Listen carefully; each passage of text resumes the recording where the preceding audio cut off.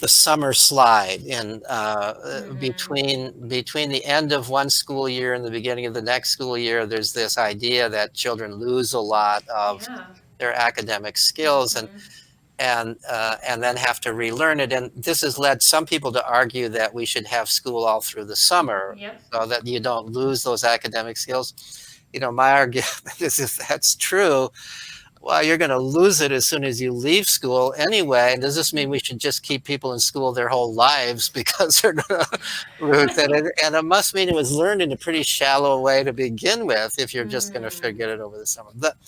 The truth of the matter is, I've actually looked at the data on summer slide. There actually have been some studies. It's not just word of Oh, mouth. There's some awesome. studies. And what the studies show is overall, there's no summer slide in reading. Reading Mm. actually improves over the summer, at least as fast as it improves during the school year. There's a summer slide in arithmetic and math if you are testing it by the standard school methodology of testing. So Mhm. doing Mhm. school math, like Right. log, do you remember how to do long division without a calculator? Can you Mhm.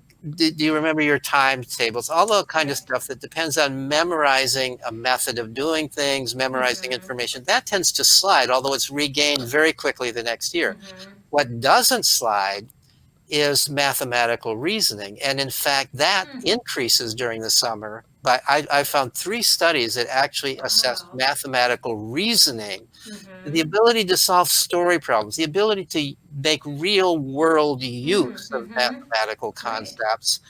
That actually increases over the summer. I found three studies showing that increases at a faster rate than it increases during the school year.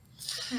And to me, it's not surprising because when you're not in school, you might be doing real things that involve numbers. You're Exactly. you're Mhm. cutting recipes in half, helping your mom cook, or you're measuring boards, or you're painting your room and figuring out Mhm. how much paint you've got to buy. And Right, all, exactly. or you're playing games that involve Mhm. numbers, and even computer games. I shouldn't say even Yep. computer games, in some sense, especially computer games. Oh, Some of yeah. them involve rather sophisticated math. Mhm. You've got to calculate. One unschooling mom told me about her kid who plays this game where he has to calculate compound interest rates in order to learn figure out how much he's making on his investments in this game. And this is like Mhm. a 10-year-old kid, Right. and he's got to be able to convert between different currencies Oh, and know how wow. much he's got if Huh. he's spending it in this foreign country or Right. that foreign country. Hmm.